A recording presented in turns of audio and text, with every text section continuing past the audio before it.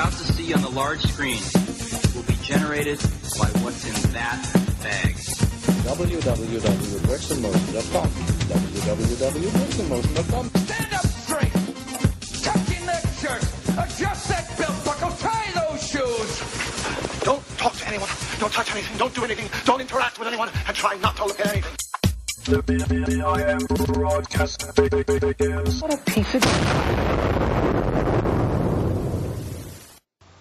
Alright, so hello, I'm Jonathan, also known as Just Kidden. And this is Aaron, also known as Jargon, and to Smeagol, the voice of God. Hey, this is Tanner, also known as MooCJ. Today on the show, we'll be having, the topic will be originality and unoriginality in brick film. We will have brick filming tips, and we'll be talking a little bit about the resources section that just opened on the forums. And we will be putting the show on iTunes soon, so get ready for that. We are also missing Scypax, unfortunately, and take it away, Jargon. Today we will be reviewing Indiana Jones and the Secret of the Brick trailer by Haydeck Films. So this one kind of caught everybody by surprise because we got a new member with like 6 posts, and he posts a Indiana Jones trailer. Kind of sounds like a recipe for disaster, but it's actually turned out pretty good. It's gotten a lot of good reaction on the forums. What did you guys think of this? I thought it was really well done. The editing was amazing in my opinion. The music that he chose to go with it was really it was really good.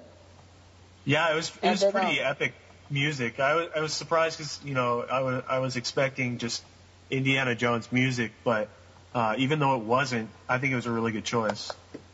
I took a couple notes here when I watched it the first time and watched through it again. It's got superb image quality for a new member. It's very nice to see that, and the silhouette scene right at the start, that's incredible. I love it. But at some parts during the film or the trailer, the animation's either too slow or too fast, which kind of, it's not the best to look at, but it's smooth. All in all, it's smooth and it looks very good. If the timing could just be right on the frames and everything, it would look incredible. And the music is a very good choice too, because it's, like Jargon said, it's not Indiana Jones music, but you don't want to see that. You don't want to see just Indiana Jones music playing right through. It's different, and it really matches up with it really well. I kind of like the fact that it didn't have dialogue, because I'm so used to seeing, "Hi, I'm Indiana Jones, and now I'm looking for some lost treasure." But it really, it really had the feel of an Indiana Jones movie. The whole looking for some kind of lost mythical object. But it didn't rely on corny dialogue for it. Yeah, but go ahead. But I wish that they could have fleshed out a little bit more on what they were kind of after in the trailer, because I don't know, it's kind of a little bit of a mosh of scenes where you look at the sword and the stone and everything. So I'm not. Well, apparently he's looking for a brick. Yeah, I know, it seems but it could have fleshed out a little bit more on why they're looking for the brick, like what it does and everything. Oh, yeah. Kind of thing, so you're kind of interested in what they're looking for. That's true. Another nitpick I would have, it looked like it got squashed down vertically, it was in widescreen, but it got squashed to even the aspect ratio got squashed, and so I don't know. I'd like to see it when he does upload the full video. Just hopefully the aspect ratio will be fixed. The other thing was the masking. The masking was a little bit sketchy in this. I mean. Oh yeah, the green screening was also pretty bad too. Yeah, I'm not one of those people who says I would rather have a good story and compelling film rather than necessarily top-notch effects, but it was kind of distracting at times. So any other thoughts? So in our last segment, we talked about the Indiana Jones trailer, and it really came as a surprise because people don't have very high expectations of Indiana Jones. because it's one of those unoriginal things new members always like to create, whether it be Star Wars, Indiana Jones, Spider-Man, etc. In this segment, we kind of wanted to discuss unoriginality in brick films and our community's reaction. Unfortunately, we tend to have a harsh response. People even flame members. What do you guys think about that? Yeah, like, we should be like a nice community, I guess, because we haven't really been doing that much. Well, the unoriginality for like a new brick filmer, it's really about improvement on the animation and kind of thing. So I guess it's kind of okay to do a Spider-Man film or Indiana Jones, Batman, whatever. I guess it's kind of okay because you can really develop on the story aspect as you improve as a brick filmer and a filmmaker in general. So I think it's okay if, like, a new member comes out with, like, Batman, whatever, and they can improve on that and start to work on their own stories after that.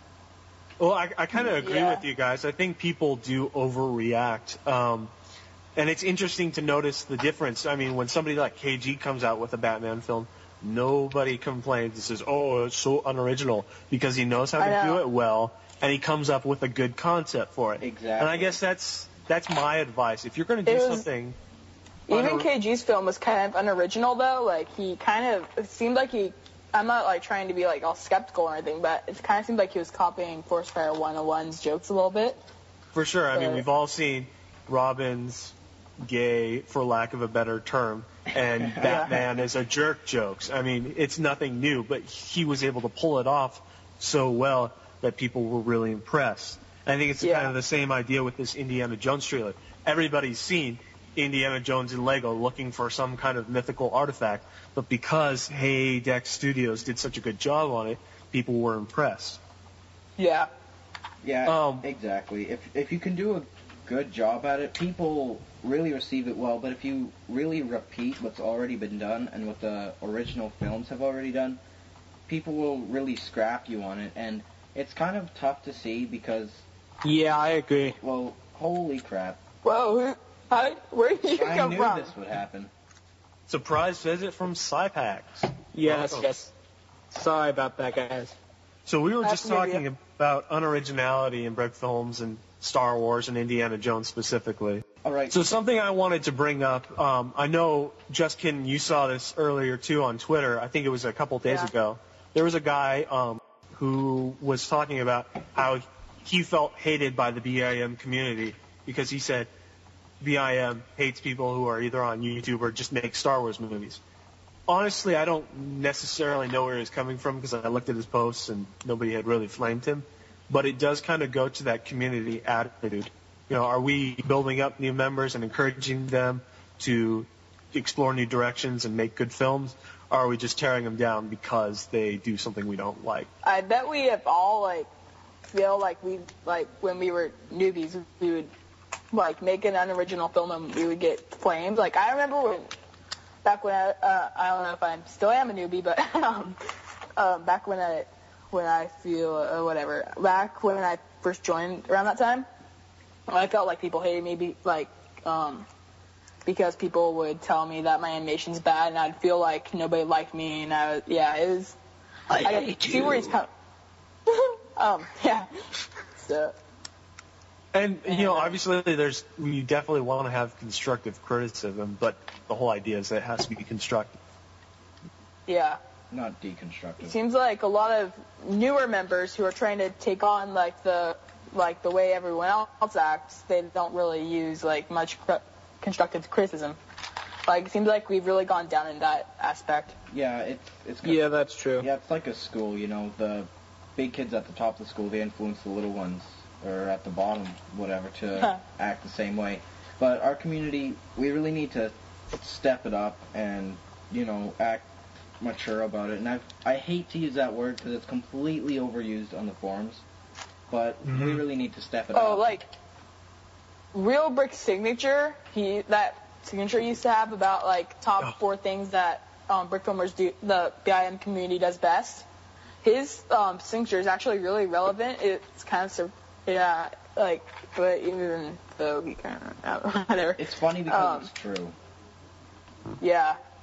He pointed out pretty much everything that people act like. Pretty much, we act overly immature. Accuse others of trolling and all that stuff. It's like, I don't understand. Like, why are we like that? Yeah, why do we act this way? Toward I agree members with that. and everybody pretty much on the phone. Did we just cut out? If I may say so, I think it's good if you're honest with them and give them, like, oh, that film wasn't that good. But in the same token, you shouldn't be necessarily too honest, and you should just generally, say, well, that was okay, but it would be better if you did it like this and this and this, and it would really improve your animation and story and, that kind of stuff, rather than, oh my god, that was so horrible. Or or where they just freak on the animation's choppy, your voice sucks, the music sucks, everything sucks, go die in a hole. It's kind of like, when it comes to communication, how you say something is just as important as what you're saying. If you have a perfectly valid point, but you make it like a jerk, nobody's going to listen to you. There's a guy who I'm not going to name on the forums who, the only latest post, like, he posts every once in a while, and the only posts I see him make are yelling at a newbie for making a Star Wars film or wanting to make a Star Wars film. And it's like, that's not going to attract anyone to our community. And it's not going to help anyone become a better filmmaker. Yeah, well, I don't want to mention him, call him out or anything, but... Yeah, but I agree with what you're saying. I think it's fine if newbies want to try out, like, to make, I think this was covered, but, it's okay if they want to make maybe a Star Wars film, Indiana Jones film, because, you're just starting out and you have to practice and, start out with something. And let's face it, everybody likes Star Wars. I mean, look at The Force Unleashed. Yeah, why is it that, I know, like, there's, like, a Star Wars fan community, like, they make, fan films a lot, and I know I've done it, too, before, like, I'm guilty of bashing people for doing that, but, people make fan films, like, and, like, they post it on StarWars.com or whatever, and it's just, making a Lego Star Wars film is actually kind of a good idea because there's, like, all the Star Wars Legos, and it's, like, Lego, bricks, I mean. Yeah, exactly. And like, Lego put out the Lego easier. Star Wars brand. Of course somebody's going to make a Lego Star Wars film on it. You have to accept that, that it's just going to come out eventually. Same with Spider-Man and Batman. Yeah. And all those already copyrighted things. Go on. And of course, I think the way Lego Star Wars movies kind of got their, like, push is because, like, when remember the Lego Star Wars movie making contest back in, like, 2007 or whatever? Oh yes, I have that magazine still. I think it was that kind of made it more popular to do that. Also, the other thing you take on it is it's possible to do an original take on an unoriginal theme. When Forest Fire 101 came out with his whole Batman, his interpretations of Batman as comedy, it was new and it was interesting and it was funny to some people.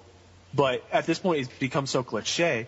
But at the same time, when he started, it was something that it was an original take on an unoriginal theme.